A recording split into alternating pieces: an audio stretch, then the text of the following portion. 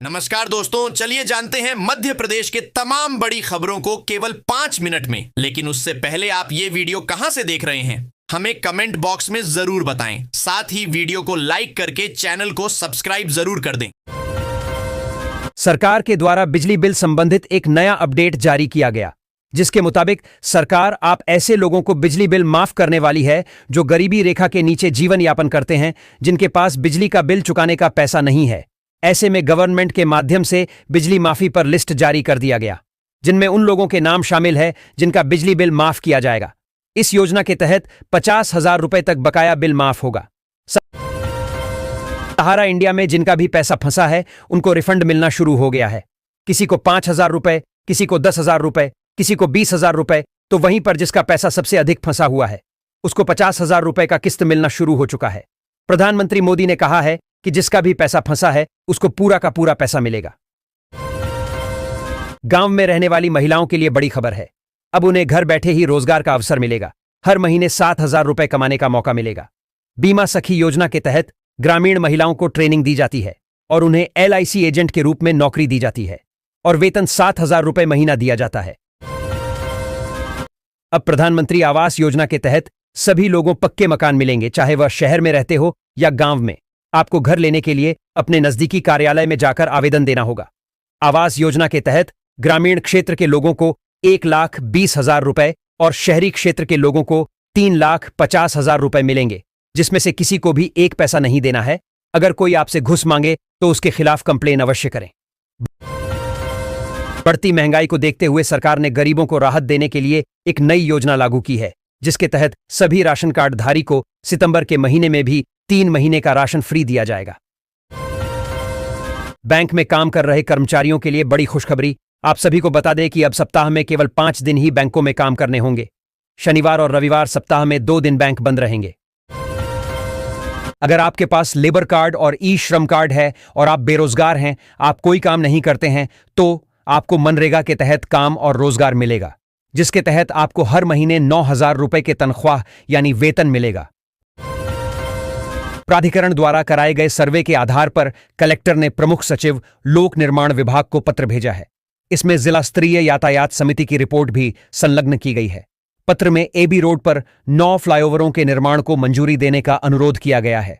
कुल 622 करोड़ रुपए की लागत से इन फ्लाईओवरों का निर्माण प्रस्तावित है। निरंजनपुर से लेकर राजीव गांधी चौराहा तक इनका निर्माण होगा। मुख्यमंत्री डॉ मोहन यादव मंत्रालय भोपाल में संबल योजना अंतर्गत अनुग्रह सहायता के 7,953 प्रकरणों में 175 करोड़ रुपए सिंगल क्लिक से हितग्राहियों के खातों में अंतरित करेंगे। पंचायत एवं ग्रामीण विकास एवं श्रम मंत्री प्रहलाद सिंह पटेल भी उपस्थित रहेंगे। संबल योजना के अंतर्गत प्रारंभ से अब तक 7,60,866 प्रकरणों में 7,046 करोड़ रुपए से अधिक के हित लाभ वितरित किए जा चुके हैं। संबल योजना प्रदेश में असंगठित क्षेत्र में कार्यरत लाखों श्रमिकों के लिए महत्वपूर्ण योजना है। राजधानी भोपाल में नवरात्र में संपत्तियों की खरीद फरोख्त अब तक के सारे रिकॉर्ड्स तोड़ देगी। यह भोपाल में बढ़ती संपन्नता का नया पैमाना बनेगी। पंजीयन विभाग को राजस्व शाखा से मिले इनपुट के अनुसार नवरात्र में करीब 8,000 संपत्तियों का रजिस्ट्रेशन होने की उम्मीद है। प्रधानमंत्री नरेंद्र मोदी के 17 सितंबर को धार जिले में प्रस्तावित दौरे से 8 दिन पहले मोहन सरकार ने प्रशासनिक और पुलिस महकमे में सोमवार रात कई स्तर पर नई जमावट की। 14 IAS और 50 IPS अफसरों की जिम्मेदारी बदली है। सबसे बड़ा बदलाव जनसंपर्क विभाग में हुआ। सचिव एवं आयुक्त रहे डॉक्टर सुदाम पंडरीनाथ खाड़े को इंदौर कमिश्नर बनाया है। उनकी जगह जबलपुर कलेक्टर रहे दीपक कुमार सक्सेना को जनसंपर्क की कमान सौंपी है। मध्य प्रदेश में स्मार्ट मीटर लगाने का अभियान चल रहा है। इसके अंतर्गत पश्चिमी MP का नागदा शहर पूर्णतः स्मार्ट मीटरीकृत घोषित किया गया है। महज 8 माह में ही यह उपलब्धि हासिल की गई। यहां हजारों उपभोक्ताओं को महज 1 रुपए प्रति यूनिट की दर से बिजली मिल रही है। मध्य प्रदेश में अब शहरों के आसपास किसानों के समूह या निजी व्यक्ति लैंड पुलिंग करके टाउनशिप बना सकेंगे। ग्रीन बेल्ट जैसे जैसे प्राविधानों से छूट मिलेगी। कुल क्षेत्र के 15% क्षेत्र में EWS LIG आवास बनाने होंगे। इसके लिए भूमि दिलाने के लिए डेवलपर या विकासकर्ता विकास प्राधिकरण या अन्य एजेंसियों से अनुरोध कर सकेंगे। मध्य प्रदेश में अब शहरों के आसपास किसानों के समूह या निजी व्यक्ति लैंड पुलिंग करके टाउनशिप बना सकेंगे। ग्रीन बेल्ट जैसे जैसे प्राविधानों से छूट मिलेगी। कुल क्षेत्र के 15% क्षेत्र में ईडब्ल्यूएस एलआईजी आवास बनाने होंगे। इसके लिए भूमि दिलाने के लिए डेवलपर या विकासकर्ता विकास प्राधिकरण या अन्य एजेंसियों से अनुरोध कर सकेंगे। प्रदेश में नगर पालिका और नगर परिषद के अध्यक्ष का चुनाव अब पार्षद नहीं, सीधे मतदाता करेंगे। सरकार पार्षदों के माध्यम से चुनाव की व्यवस्था को समाप्त करके प्रत्यक्ष प्रणाली से चुनाव की व्यवस्था लागू करने जा रही है। दमोह एसपी श्रुतकीर्ति सोमवंशी ने सड़क हादसे में शहीद हुए आरक्षक के पिता और पत्नी को 1 करोड़ रुपए का चेक सौंपा। वहीं रेलवे ट्रैक पर युवकों को बचाने में हाथ गंवाने वाले एएसआई को 50 लाख रुपए की आर्थिक सहायता दी गई। मुख्यमंत्री विष्णुदेव साय से आज मंत्रालय महानदी भवन में यूनिसेफ इंडिया के प्रतिनिधिमंडल ने सौजन्य मुलाकात की।